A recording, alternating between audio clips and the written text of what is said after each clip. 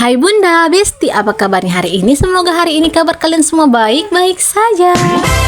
Oke Bunda, Besti, ini adalah ceritanya kelanjutan dari kisah di pagi hari yang telah selesai. Jadi ya Bunsis, kita ini baru habis selesaikan beres-beres di bagian dapur, nyuci piring, nyuci lah pokoknya, masak nasi. Ya intinya lah ya beberes gitu. Dan ya kita sebagai seorang ibu tahu lah ya bagaimana pekerjaannya seorang ibu di rumah yang tidak akan pernah ada habisnya. Andainya saja ya tidak punya bayi atau balita, mungkin aku ini sudah rebahan. Tapi apalah daya, ketika itu hanya di angan-angan. Jadi di sini tidak butuh waktu lama, aku harus kerja lagi untuk beberes di bagian depan. Dan sangat banyak-banyak terima kasih kepada Pak Su karena kamu telah membantuku menyapu-nyapu ya.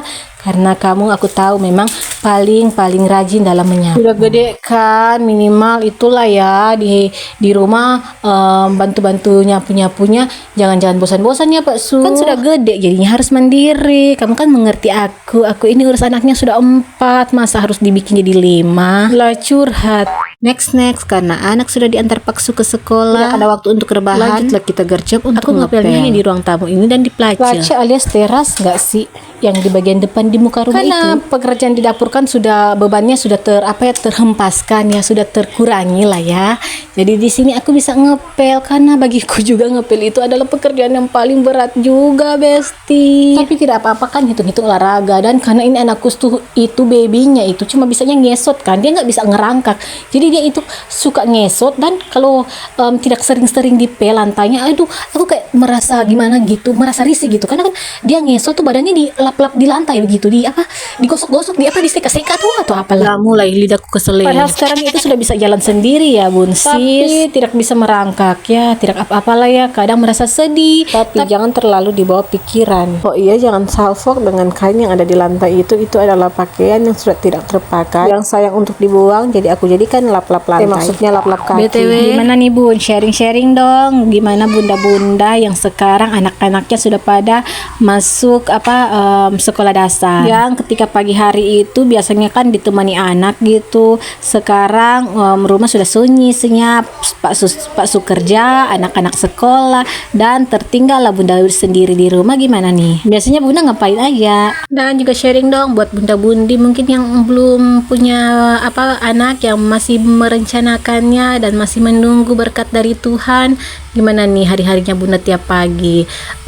Ngapain aja nih kalau pagi hari? Kadang suka mikir ya, aduh gimana ya kelak suatu saat ketika anak-anak mungkin anak yang paling adik ini ya, yang paling bungsu sudah masuk sekolah dan semuanya anak-anak kan sudah sekolah. Aduh aku kayak suka membayangkan begitu keadaan rumah akan sunyi dan senyap di pagi hari. So jadi buat bunda-bundi, sista besti semua yang masih menikmati momen-momen punya bayi balita, yuk kita siapkan waktu, kita usahakan waktu bersama anak-anak untuk selalu menikmati momen bersama anak-anak karena suatu saat kita akan merindukan semua ini. Dan by the way ya Bun, ini aku kalau ngepel ya ampun sampai basah-basah begitu dong lantainya, sampai bisa dimainin seluncuran sama nih anakku bocil nih. Karena seenak gitu aku ngepel kalau kainnya dibasah jangan terlalu kering begitu. Jadi supaya kotoran yang bekas-bekas becek itu di lantai gampang banget itu teratasi, terangkat, terhanyut, terambil begitu. Ya pokoknya intinya semoga bunda, bundi, besti semuanya bisa memahami ya bahasaku ini yang masih ada campur aduknya dengan bahasa luar angkasa. Nah, lihat tuh lantainya kinclong kan, sampai berkaca-kaca seperti itu karena basah banget dong aku ngepelnya. Itu memang basah sampai lihat tuh anaknya kayak bisa gitu main seluncuran dan aku ya biarin saja. Ya jadi lagi nikmati kebahagiaannya, masa mau dilarang ya enggak sih? So dengan hal seperti itu aku melihat dia senang, ya sudahlah ya, aku juga bisa turut ikut senang walaupun sebenarnya dalam hati suka aduh ya ampun nak, kenapa kamu main seperti itu? Tapi aku suka berpura-pura ya mainnya yang baik, yang benar, pura-pura bersenyum, pura-pura dengan mimik muka yang tenang gitu, walaupun sebenarnya ingin kuteriaki dia nih. Dan bunda-bunda besti semuanya, maafkan jika tadi ada keributan-keributan karena di sini sangat ribut. Pengen VO-nya malam, tapi yang kalian tahu malam itu mata sudah sangat mengantuk dan aku tidak ingin memaksakan kehendak untuk yang tenang tentram dalam ber-VO. Biarkanlah, aku selalu mencuri waktu untuk mem-VO ini dia. Dan by the way, ngepelku sudah dulu. Ini anakku si baby datang lagi, dia sudah kangen, dia sudah bosan bermain. Dia mulai lagi mencariku dengan jurus gitu, nangis. Nah kan.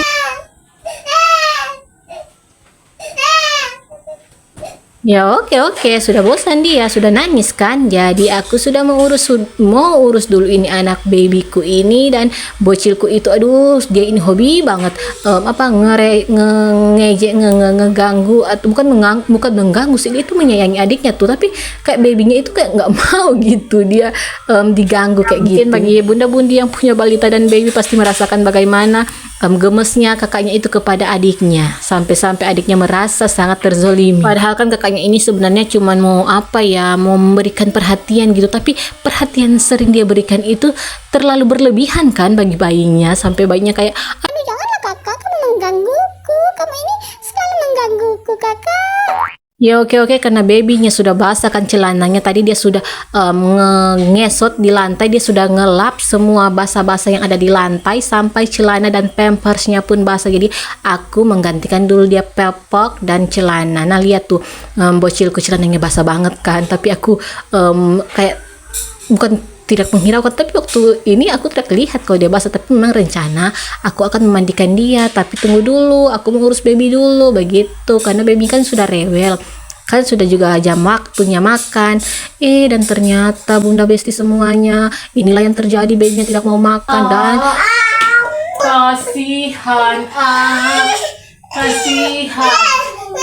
Sudah pakai jurus kasihan pun tidak mempan besti. Ini babynya malas makan, lagi GTM udah 1 minggu sih ini kayaknya. Karena aku lihat giginya itu bebarengan banyak banget itu yang timbul. Balik ke bocilku ini yang sebenarnya dia ini perhatian, tapi ya seperti ini, lihatlah dia belum bisa kan, waktunya sebelum tiba, dan kasihan ini dia kasih minum, akhirnya cuma terbuang dong minumannya. Ini rasanya aku ingin berteriak, tapi jangan ya ibun-ibun, kita ikutan tantrum ketika keadaan sudah di luar kendali seperti ini. Jika keadaan seperti ini menimpa, yang bisa kita lakukan adalah tarik nafas, hitung sampai 3 kali, 1, 2, 3, hembuskan, lalu senyum tipis. Ya, karena tragedi yang telah terjadi, akhirnya babynya aku skip untuk makan. Selesai sudah ceritanya, terima kasih sudah menonton, bye bye.